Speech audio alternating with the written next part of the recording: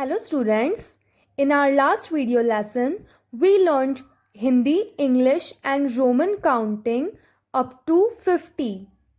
हमने 50 तक की हिंदी, इंग्लिश और रोमन काउंटिंग पढ़ना और लिखना सीखा था. Now we will continue it. आज हम 51 से लेकर 100 तक की काउंटिंग को सीखेंगे. सबसे पहले हम हिंदी में स्टार्ट करेंगे 51 से 100 तक. 51, 52, 53, 54, 55, 56, 57, 58, 59, 60. इंग्लिश में और रोमन में हम एक ही तरह से बोलते हैं. आपको याद है, मैंने पिछले वीडियो में बताया था आपको. लेकिन रोमन काउंटिंग को लिखने का तरीका अलग होता है. उसमें हम अल्फ़ाबेट्स यूज़ करते हैं. जैसे 50 के लिए हमने एल यूज़ किया था.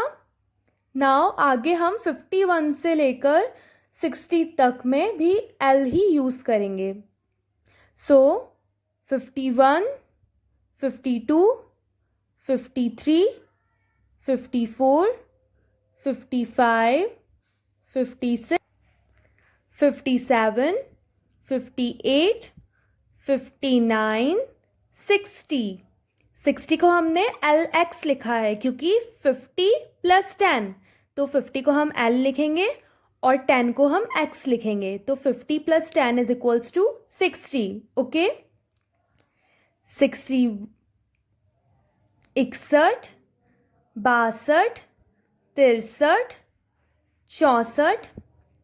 61, 62, 63, 64, 65, 66, 67, 68, 69, 70.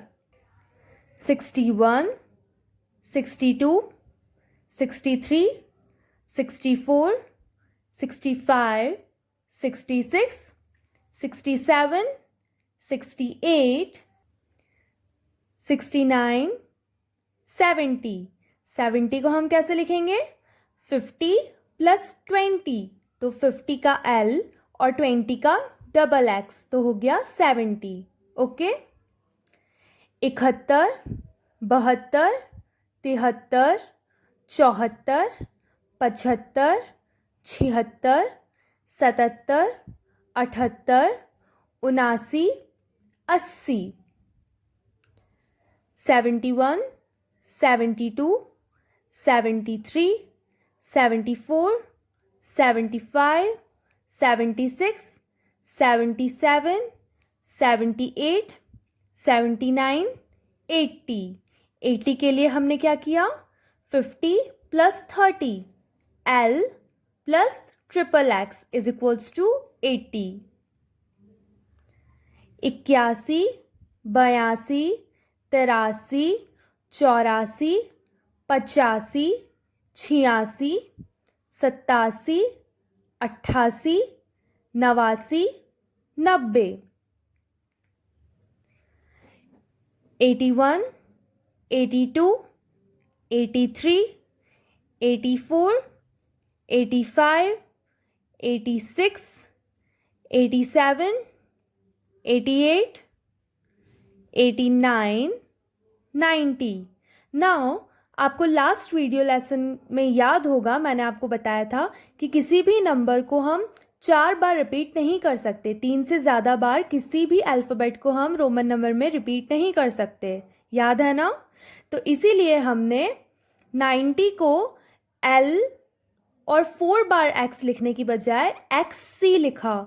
क्यों? क्योंकि आपको याद है, मैंने बताया था 100 को हम लिखते हैं C और X का मतलब होता है 10. तो 100 - 10 = 90. और आपको ये भी याद होगा कि जब हम माइनस करते हैं रोमन नंबर्स में लिखने के लिए, तो जो छोटा नंबर होता है वो आगे की तरफ आता है, पहले आता है. इसलिए हमने X को यानी कि 10 को पहले लिखा और 100 को बाद में. ओके. So 90 is XC. 91, 92, 93, 94, 95, 96, 97, 98, 99, 100. 91, 92, 93, 94, 95, 96, 97, 98, 99 और 100. 100 को हम C लिखते हैं. ओके, सो आपकी 1 to 100 तक हिंदी, इंग्लिश और रोमन काउंटिंग्स कंप्लीट हो चुकी हैं.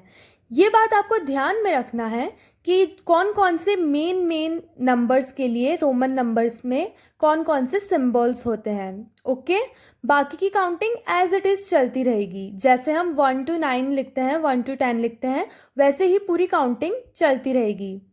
अब हम देखते हैं 100 से लेकर 1000 तक की काउंटिंग हम कैसे लिख सकते हैं. ओके, कौन कौन से सिंबल्स यूज़ करते हैं उसमें.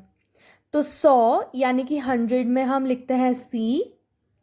200 यानी कि 200 में हम लिखेंगे C plus C. 100 plus 100 is equals to 200. 300 लिखने के लिए हम ट्रिपल C लगा देंगे. 100 प्लस 100 प्लस 100 300. नाउ 400 लिखने के लिए, 400 लिखने के लिए हम 4C नहीं लगाएंगे. ठीक है, क्योंकि 3 के आगे हम रिपीट नहीं कर सकते नंबर्स रोमन नंबर लिखते टाइम. तो 400 लिखने के लिए हम लिखेंगे CD, क्योंकि आपको याद है लास्ट टाइम मैंने आपको बताया था कि 500 को हम लिखते हैं D. ओके, तो 500 में से हम क्या माइनस करेंगे तो हमें 400 मिलेगा. यस, 500 में से हम अगर 100 माइनस करेंगे तो हमें 400 मिलेगा.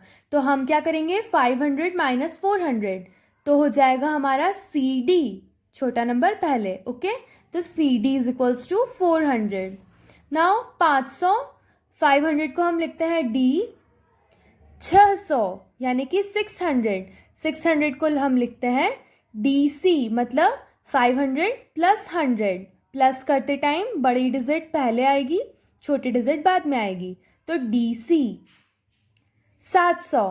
700 लिखने के लिए हम लिखेंगे DCC, यानी कि 500 प्लस 200 हो जाएंगे 700. 800 लिखने के लिए DCCC.